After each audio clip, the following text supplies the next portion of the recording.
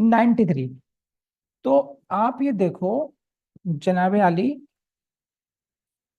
कि आर्टिकल 89 से 89 से 91, यानी कि 89, 90, 91, 92, 89 से 92। तो एक दो तीन चार, ये 4 articles, these are related to the chairman and deputy chairman of the Rajya Sabha. अब आ जाएगा 93 से। 93 से मोर एंड लेस उसी तरीके से स्पीकर एंड डिप्टी स्पीकर के हैं। तो मैं फास्ट करूंगा इसको, उसी तरीके से समझा जो बीच में समझाया था लगभग वैसे ही इसको करना है हम लोगों ने। तो 93 का आर्टिकल है, ध्यान रखना हेडिंग से क्वेश्चन बनेगा आपका।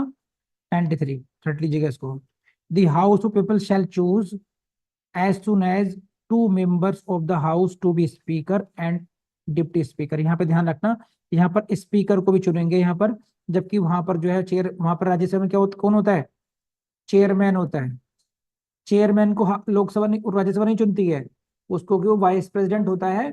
हाँ, इसको ध्यान रखना, मैं दोबारा समझाता हूँ कभी कोई बच्चा कंफ्यूज हो जाए। ये देखिए, ये रही राज्यसभा और ये रही लोकसभा। राज्यसभा, लोकसभा, इन दोनों को ही प्रेजाइडिंग ऑफिसर भी होंगे यहाँ पर। प्रेजाइडिंग ऑफिसर होंगे नहीं होंगे? प्रेजाइडिंग ऑफिसर होंगे। अब क्योंकि इनके जो ये जो चेयरमैन है वो कौन है? वाइस प्रेसिडेंट है। इसका इलेक्शन दोनों मिलकर करते हैं, राज्यसभा एंड लोकसभा। इनके जो चेयरपर्सन है उसको हम बोलते हैं स्पीकर। इनका चयन करती है ओनली लोकसभा। दोनों भाषा में नहीं है अंतर ये। यहाँ पर इन यानी कि इनके जो इनका जो हेड है उसको उसको लोकसभा भी चयन कर चुनती है, राज्यसभा भी करती है। और यहाँ पे केवल लोकसभा का ही इलेक्शन होता है। समझ में आई बात? हाँ। तो इसी तरीके से लोकसभा क्या क्या करेंगे, हाउस ऑफ क्या करेंगे, दो दो को, 2 लोगों का चुनाव करेंगे, एक को बनाएंगे स्पीकर और एक को बनाएंगे deputy speaker. So often the office of speaker और deputy speaker also becomes vacant। अगर इनका पद रिक्त हो जाता है तो क्या करेंगे? किसी अन्य व्यक्ति को स्पीकर या डिप्टी स्पीकर बनाएंगे, फिर चुनेंगे। हाउस शैल चूज, इलेक्शन करेगी, फिर वो डिप्टी स्पीकर का पद खाली हो गया तो उसके ऊपर चुनाव हो जाएगा। स्पीकर का पद रिक्त हो गया तो स्पीकर के पद के लिए चुनाव होगा। 94। वही बात है, तीनों पक्ष वैसे ही जैसे हमने पहले पढ़े थे राज्यसभा केस में, तीनों ही बातें, वेकेशन, रेजिग्नेशन एंड रिमूवल। लेकिन यहाँ पे किसका है? स्पीकर का और डिप्टी स्पीकर का। तो which article deals with the removal of the speaker, deputy speaker? Which article deals with the removal of the deputy deputy chairman? तो इस तरीके से आर्टिकल नंबर आपसे हेडिंग से ही पूछ लेंगे, बड़ी दिक्कत हो सकती है ऐसे मामले में। तो जैसे वहां पर वेकेट होता था, if he ceases to be member, ऐसे यहाँ पर पद रिक्त हो जाएगा। सही है। Resignation, chairman will be, speaker किसको देगा? डिप्टी स्पीकर को देगा। डिप्टी स्पीकर किसको देगा? स्पीकर को देगा, आपस में देंगे ये। और रिमूवल कैसे होगा? Majority of all the then members से। तो उसी मेजोरिटी से जो राज्यसभा की मेजोरिटी, जैसी मेजोरिटी राज्यसभा में चाहिए थी उसी प्रकार की मेजोरिटी यहाँ पर लोकसभा में चाहिए, उतना ही काम आएगा। यहाँ पर 14 डेज के नोटिस के बाद वहां भी की गई, यहाँ भी की गई है। तो ये आपके समरी आ गई, देख लीजिएगा इसको क्या क्या करते हैं यहाँ पर। ये आर्टिकल नंबर 94 है। यहाँ पर 3 बातें की गई हैं, वेकेशन की बात की गई है, रेजिग्नेशन की बात की गई है, रिमूवल की बात की, किसकी बात की गई है? स्पीकर की बात की गई है, डिप्टी स्पीकर की बात की गई है। If he ceases to be member of house of people, अगर लोकसभा का सदस्य नहीं रहता है तो वो, उसका पद रिक्त हो जाएगा। ये लोग रिजाइन कर सकते हैं एक दूसरे को, स्पीकर डिप्टी स्पीकर को देगा, ठीक है, और डिप्टी स्पीकर स्पीकर को देगा। और इनको हटाए जाने के लिए मेजोरिटी कितनी चाहिए? Majority of all the then members of Lok Sabha चाहिए। ये जो लाइन है ना, बस इसको मत भूलना, प्लिम्स, प्लिम्स, प्लिम्स, ये बहुत इंपॉर्टेंट है। प्रोवाइडेड फॉर व्हेन, ये कई बार आया है क्वेश्चंस लाइन से, जिसको फेल होना हो वही इग्नोर करना। कई बार फेसबुक पे आपने देखा होगा ना, ऐसी पोस्ट आती है कि ना, जो लाइक करेगा उसका भाग्य खुल जाएगा। तो ऐसा लगता है कि भगवान का सारा फोकस यहीं पर है, इतनी बड़ी जनसंख्या पर सबको लोग माइनॉरिटी चेक कर रहे हैं वो। ये जो लाइन है, मोर एंड लेस जैसे हमने राज्यसभा के केस में पढ़ा, ऐसे ही सब कुछ वैसा है। लेकिन ये लाइन कुछ खास है। क्या है, इसे देखो। हमने क्या पढ़ा था लोकसभा का, 83 में था कि हाउस ऑफ पीपल की जो ड्यूरेशन होगी 5 ईयर्स की होगी, and the expiration of the said period of 5 years shall operate at the dissolution of the house. 5 साल का जब टेन्योर खत्म हो जाएगा तो ये मान ली जाएगा कि हाउस ऑफ पीपल भी डिजोल्व हो गया है। अब यहां पर देखो आप इसको, स्पीकर किसको चुना चुना जाता है। 93 में देखो, house of people shall choose 2 member of the house as the speaker और डिप्टी स्पीकर। इट मीन जो स्पीकर होगा, जो लोकसभा का अध्यक्ष बनेगा, वो पहले क्या होगा, पहले वो लोकसभा का मेंबर होगा। लोकसभा के मेंबरों में से किसी एक व्यक्ति को उसका अध्यक्ष चुना जाएगा, लोकसभा अध्यक्ष इसको बोलते हैं। यस और नो। अब क्या होगा, 5 ईयर्स कंप्लीट हो गए, डिसॉल्व हो गई नहीं होगी, डिसॉल्व हो गई तो मेंबरशिप खत्म हो गई। लेकिन लोकसभा के अध्यक्ष के लिए ये खास बात है,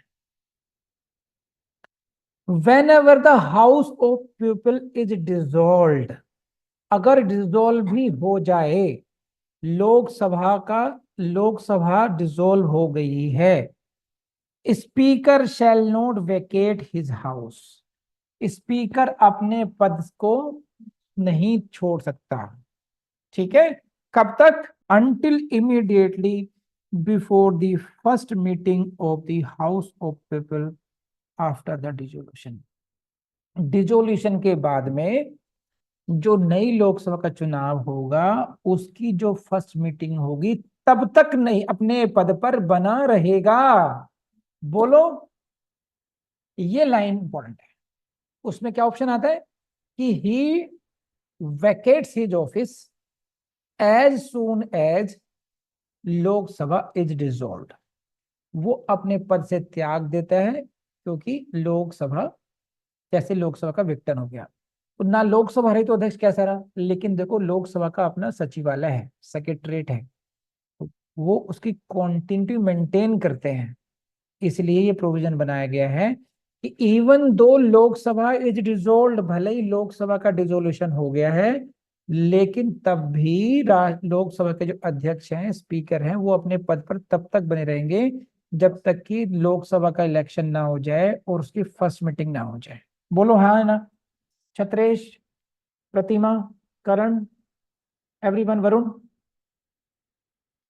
अब एक क्वेश्चन था छत्रेश का, सर स्पीकर की ओथ नहीं होती। भैया स्पीकर की भी सबकी ओथ होती है। जितने भी स्पीकर बनने से पहले क्या है वो, स्पीकर बनने से पहले मेंबर है, सभी मेंबर्स की होती है, सभी पदों की ओथ होती है। बढ़े आगे को, speaker of the Lok Sabha can resign, किसको देंगे, डिप्टी स्पीकर को देंगे। 95 पर आ जाइए। Power of the deputy speaker और अदर पर्सन वही है, सेम, टू परफॉर्म ड्यूटीज, ये सब। while the office of speaker is vacant, office of the duties of the office shall be performed by deputy speaker. ये उसी तरीके से जैसे चेयरमैन डिप्टी चेयरमैन का था, डिप्टी स्पीकर का ही पद वेकेंट है, तब क्या होगा, एज द प्रेसिडेंट में अपॉइंट। अब समझ में आया कैसे करना है, कर लेंगे, हाईलाइट करते चलो इसको। During the absence of speaker from sitting, deputy speaker करेगा। अगर वो भी स्पीड एब्सेंट है तो प्रोसीजर ऑफ द हाउस, उसी टर्म जैसे राज्यसभा वाला था। समझ में आ रहा है अब। 96, स्पीकर और deputy speaker note to preside, वैसे का वैसे ही है सब कुछ ये। कब, जिसमें वही, at any sitting of the house of people, जिसमें क्या, रिजोल्यूशन कौन सा, रिमूवल ऑफ द स्पीकर, तो स्पीकर नहीं बैठेगा, प्रिजाइड करेगा। अगर डिप्टी स्पीकर के रिमूवल की है तो deputy speaker shall not preside, दो ही प्रेजेंट। ये उसी तरीके से जैसे कि हमने बोले इन केस ऑफ राज्यसभा पढ़ा था अभी, बस वही है, स्पीक इन और अदरवाइज पार्टिसिपेट करने का राइट उनको तब भी मिलेगा क्लॉज 2 में, सेम लाइन पर है। 92 की क्लॉज 2 को पढ़ो दोबारा जरा, इमरजेंसी आ गई, पढ़ना पड़ेगा। ये है आर्टिकल 92 और ये है आपका 96। 92, 96, क्लॉज 2, क्लॉज 2, कौन सी प्रोसीडिंग्स है यहाँ पर? रिमूवल की, रिमूवल प्रोसीडिंग्स। हम बात कर रहे हैं right to vote. Right to vote का टॉपिक है। 92 में क्या लिखी थी बात, देखो ये रही। Note with standing in article 100 shall not be entitled to vote at all on such resolution or on any other matter during such proceedings। इन प्रोसीडिंग्स के अंतर्गत उसको he shall not be entitled to vote at all. It means ये किसकी बात थी? Chairman की, और चेयरमैन और deputy chairman. He shall not have right, he has right, क्या राइट नहीं होगा? प्रेजाइड नहीं कर सकता। क्या राइट होगा? Speak in otherwise take part, but again क्या राइट नहीं, राइट टू वोट नहीं। बोलो, गॉट इट? अब देखो आगे क्या है, आप बताइए 96 में।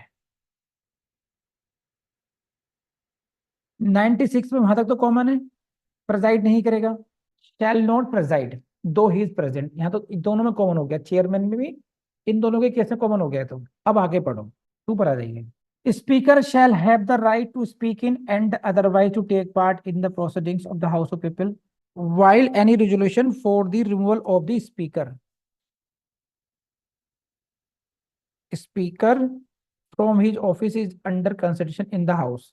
तो ये राइट भी से कॉमन हो गया दोनों में, दोनों मतलब वहां पर भी चेयरमैन और डिप्टी चेयरमैन का जो राइट था स्पीकिंग का और पार्टिसिपेटिंग इन अदर प्रोसीडिंग्स, ये मिल गया इसको। अब दिक्कत या डिफरेंस यहां पर आएगा, ये जो लाइन है and shall be entitled to vote, वहां पे क्या था 92 में? Shall not be entitled to vote at all. अब मुझे लगता है कि आपके थोड़ा सा झटका लगा होगा ब्रेन को, यहीं पर क्यों कंफ्यूजन होता है, यहाँ पर क्यों बच्चे फेल होते हैं, क्योंकि उनको लगता है सब कुछ एक जैसा होगा। तो मैंने आपको बड़ी माइन्यूटली चीजें को डिफरेंशिएट करवाया है, कहाँ पर प्रेसिडेंट था आएगा, कहाँ पर रूल्स ऑफ द हाउस आ जाएगा, है ना, और यहाँ पर वोटिंग का राइट डिप्टी चेयरमैन को और चेयरमैन को नहीं है, लेकिन यहाँ पर राइट स्पीकर को या डिप्टी स्पीकर को राइट टू वोट दिया गया है।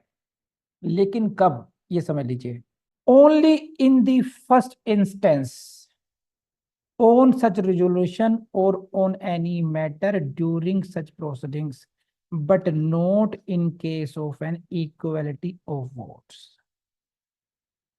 समझे? तो only in the first instance, तो पहले बार में ही, पहली बार में ही आपको वोटिंग का राइट यहां पर मिल जाएगा। मुझे मत हटाओ, मैं अपने फेवर में वोट करूंगा। ये कौन कह सकता है? Speaker, deputy speaker. क्या ये बात डिप्टी चेयरमैन कह सकता है? नहीं कह। बोलो, अगर ईमानदारी से बताओ, अगर हमने इस तरीके से नहीं पढ़ा होता तो और केवल चेयरमैन को ही पढ़ा होता एक बार को, या नहीं पढ़ा होता, तो लॉजिक ये कहता है कि हम अपने आप को वोट नहीं डालेंगे, है ना, गलत करते हैं ना। आप भी गलत करोगे? समझा कह रही, हाँ पक्का। तो कर लिया आपने पूरी क्लास। अगर आप वाकई में सीरियस हैं, मेरे इतने जगाने पर आप जरूर जागेंगे और याद करने बैठ जाएंगे। देखिए आपके, मैं बहुत कठोर होकर कह रहा हूँ, ज़िंदगी में आपके घर वाले भी काम नहीं आएंगे। आपकी एजुकेशन, आपका कैरियर और आपकी हेल्थ, यही आपको एक रेस्पेक्टफुल जीवन till the last breath of life, आखिरी श्वास तक आपको एक जो रेस्पेक्टेबल लाइफ है वो आपकी हेल्थ देगी और आपका ज्ञान देगा, आपका कैरियर देगा। कोई काम नहीं आएगा कितना ही कोई प्यार करने वाला हो। तो सारे झगड़े छोड़ करके पहले अपने इस पॉइंट पर फोकस करो, अपने को स्टेबल करो और फिर जा करके कुछ और सोचना। अगर अभी तक याद नहीं करे तो चुपचाप बैठ करके याद करो बस, ठीक है। चलिए स्टार्ट हो जाइए फिर ये।